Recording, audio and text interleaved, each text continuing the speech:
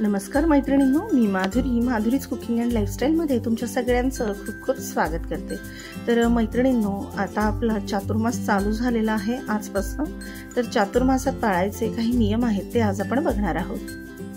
चातुर्मास म्हणजे हिंदू धर्मशास्त्रानुसार आषाढ शुद्ध एकादशी ते कार्तिक शुद्ध एकादशी हा 4 महिन्यांचा काळ। याला चातुर्मास असंही म्हणतात। चातुर्मास म्हणजे 4 महिने, आषाढाचे 20 दिवस, श्रावण, भाद्रपद आणि अश्विन हे 3 पूर्ण महिने आणि कार्तिक महिन्याचे पहिले 11 दिवस। सर्वसामान्य लोक चातुर्मासात एखादं व्रत करतात, काही नियम पाळतात। या काळात हिंदू धर्मात अनेक व्रत उपासना केल्या जातात। या काळामध्ये हिंदू धर्मात वर्णिलेल्या संस्कारापैकी यज्ञोपवीत संस्कार, मुंज, विवाह, दीक्षाग्रहण, यज्ञ, गृहप्रवेश, गोदान इत्यादी शुभ कर्म केले जात नाही। चातुर्मासात यापैकी एक नियम तुम्ही अवश्य पाळा। 4 महिने दररोज तुळशी समोर हळदीने स्वस्तिक काढावे। 4 महिने दररोज महादेवाच्या पिंडीवर दुधाचा अभिषेक करावा। चातुर्मासात म्हणजे या 4 महिन्यात दररोज शक्य असल्यास तुळशी समोर तुपाचा दिवा लावावा। चातुर्मासात काही लोक 4 महिने एकच वेळा जेवण घेतात आणि राजसिक आणि तामसिक भोजनाचा त्याग करतात। चातुर्मासात उपवास, जप, तप, पवित्र नद्यांमध्ये स्नान, दान, पानावर भोजन करणे हे अत्यंत फलदायी मानले जाते। या महिन्यात धार्मिक कार्य केल्याने विशेष फल प्राप्त होते आणि भगवान नारायणाची कृपा सदैव राहते। चातुर्मासात 4 महिने दररोज श्रीकृष्णाला आणि विष्णूंना तुळस वाहावी। गणपतीला दररोज लाल फूल म्हणजे तुम्ही एक जास्वंद देखील वाहू शकता। आता तुम्ही एक नित्य नियम यातला करू शकता। चातुर्मासामध्ये दान करणे विशेष फलदायी मानले जाते। या 4 महिन्यात दान करणे जीवन संरक्षण, आरोग्यासाठी फायदेशीर आहे। तसेच या काळात पितरासाठी पिंडदान करणे उत्तम, यामुळे त्यांच्या आत्म्याला शांती मिळते। या महिन्यात केलेली उपासना आणि साधना लवकर फलप्राप्ती देते। या 4 महिन्यामध्ये गायत्री मंत्राचा 108 वेळा दररोज जप करावा। 4 महिने दररोज पुरुष सूक्त दिवसातून एकदा म्हणावे किंवा गुरुचरित्रातला 14वा अध्याय दररोज वाचू शकता। खूप प्रभावशाली आहे। चातुर्मासामध्ये भगवान विष्णू निद्रासनात जातात। या दिवसांमध्ये त्यांची पूजा आराधना करणे अतिशय शुभ मानले जाते। तसेच दररोज ओम नमो भगवते वासुदेवाय नमः या मंत्राचा दररोज जप करावा। चातुर्मासात येणाऱ्या श्रावण महिन्यात भगवान शंकराची पूजा अर्चना केली जाते। हा श्रावण महिना भगवान शंकरांना अतिशय प्रिय मानला जातो। असे म्हटले जाते की जो भक्त या महिन्यात खऱ्या मनाने भगवान शंकराची आणि विष्णूची पूजा करतो, त्यांच्या आयुष्यातील सर्व संकटे दूर होतात।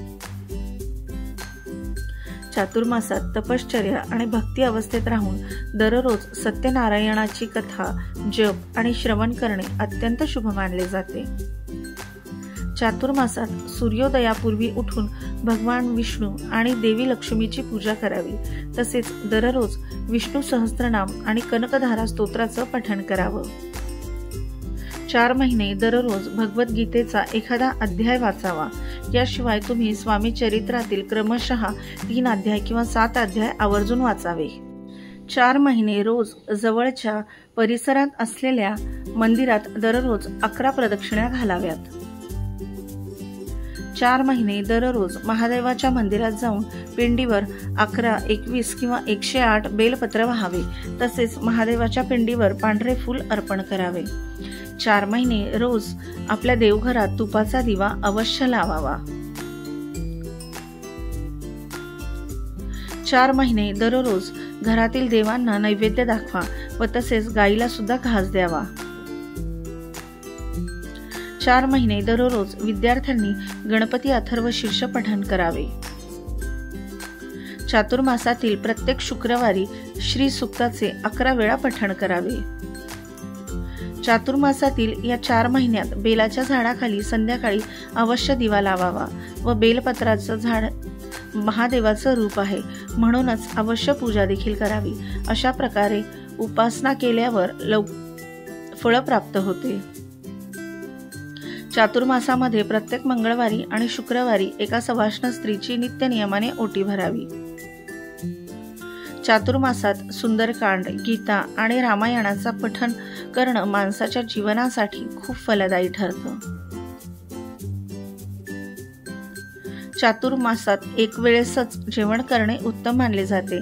या 4 महिन्यात तुम्ही जेवढा सात्विक राहाल तेवढं चांगलंच. श्रावणात भाजीपाला, भाद्रपदात दही, अश्विनमध्ये दूध आणि कार्तिक महिन्यात डाळींचा त्याग करावा. या काळात शक्यतो पाण्याचा वापर करा. शक्य तितकं आपलं मन भगवंतामध्ये गुंतवून ठेवण्याचा प्रयत्न करा.